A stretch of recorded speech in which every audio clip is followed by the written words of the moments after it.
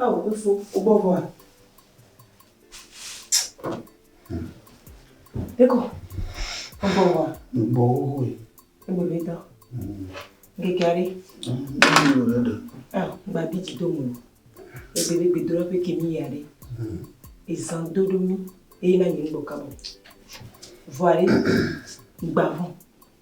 Yesu jawa nous jatsunami. Yesu Christ jawa nous ton ni wa gbemi. Ni sem la yenwere. Lemini. Fo. We jinana de yodu o em la yivo. Igbo via e mete mu buga de yona no do amokpemu. Imaji ma no du kwa. Ewo o em la. Via we na damia do a e kuna bawa. Sia. Fo akweka. Bonya. Bonya. Kengba na mdizo mole le modi. Ba we na no. Donc il y a soa, il y a ton qui tombe petit dans le dit. Il y a l'oula mla ni kaba. Et on dit sur le van. Ah ils ont deux pieds dans son corps dans le décollé. Là on avait mon l'oula mla ni kaba. Avec son garçon le bout de la dit. Il deux pieds dans son corps dans le décollé. C'est ça. L'oula mla ni kaba c'est ma bidio là. Il y avait une nuit pour les tombes le dit. Il y avait une nuit pour me le dire. Et donnez-moi pour me le dire. Des vieux la messieurs pour me le dire. TITRE ne soko quoi, c'est ça. TITRE, aïe.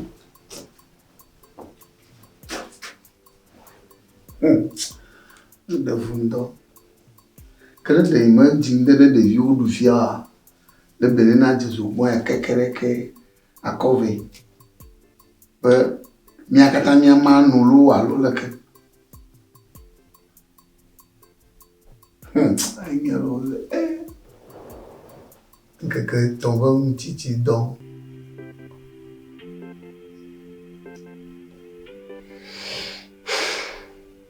Aïe, un jour, vraiment, nous devons amener.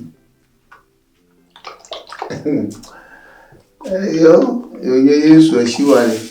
You come in one.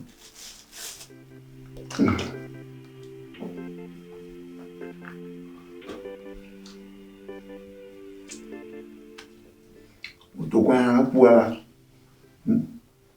You will come to Michael Manoa. Hallelujah. Amen. Praise the Lord. Hallelujah. Mida kuna mauzi la kaka. Nyaga eja ga dogo raka. Salomon va balé, tabla cheke boreke. Aha. Salomon ma bana tabla cheke boreke.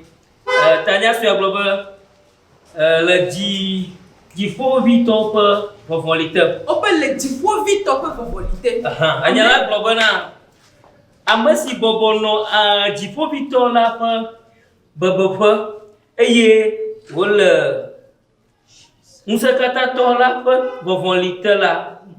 Aya glona Yehowa ba. Nya si chopa pla nya mosa sa na nya. Nya si chopa pla nya muka. Nya mosa sa. Nya si chopa pla nya mosa sa na nya. Ya ta lindia mi legbe do dage. Nya bioma uwe mosa sema. Nya bioma uwa lone wa no miaji. Mena. Do be do. Ya baba preka kaya sanda. Preka lima ya kata baba. Preka ya masanda. Yehowa ye si chopa nya mosa sa na nya. Do para la dia. Donale. Si chopa para la dia. Foyer.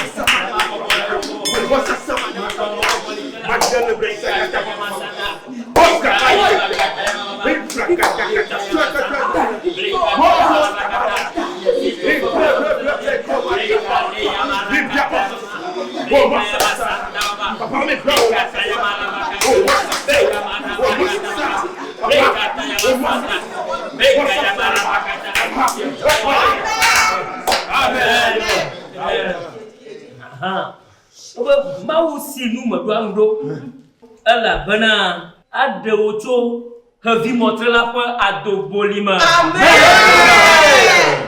L'indicien mau le mkunu ogena. Amen. Mau la demi le havi montre la venu kabe. Adobolima.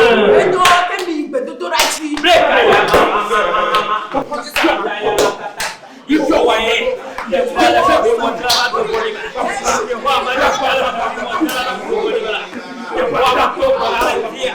Bana no para havi montre la adobolima. Le kaya masada. Le tele montre la adobolima. La baba.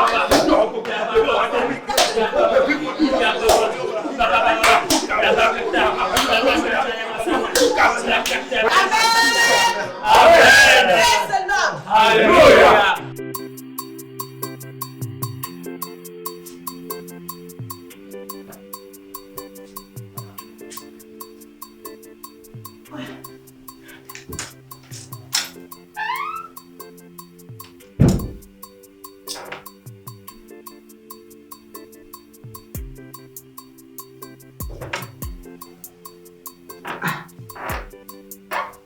Fica sur un toit, quel foutu à bout de vieux man.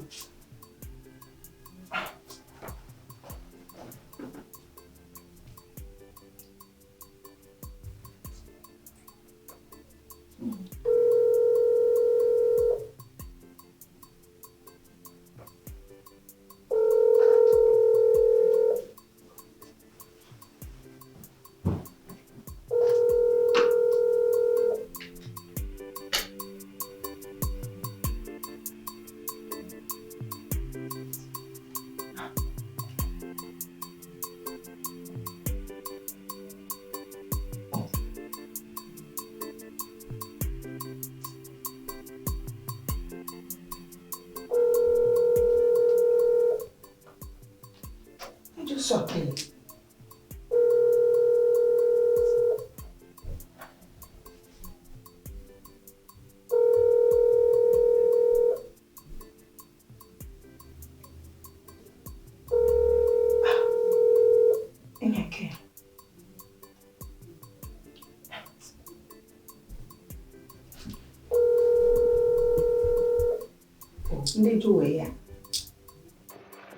Allô, lekker mi phone ma.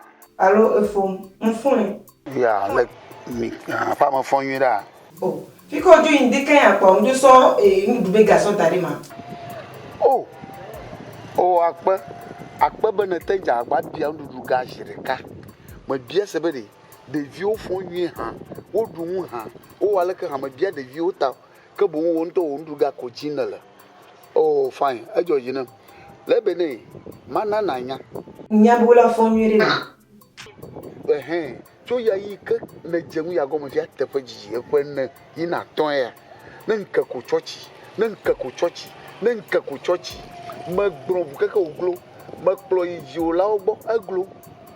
Mi gbron kaka aglo. Fiviere agbevachi. De viota enya ha ma don yi mbombondo.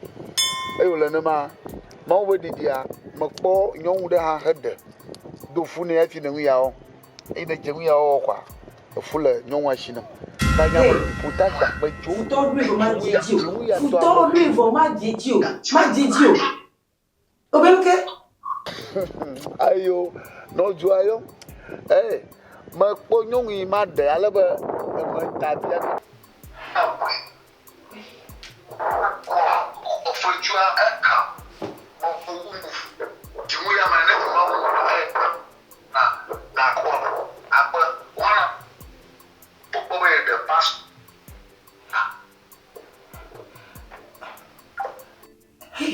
Allô? Allô?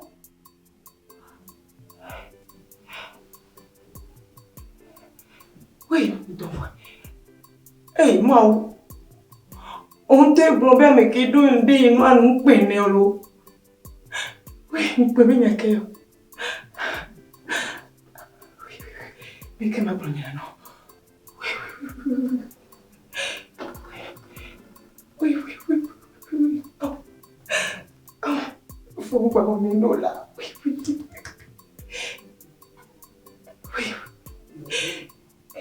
Dola blonde pasto. Dola il pasto beaucoup là. Oui.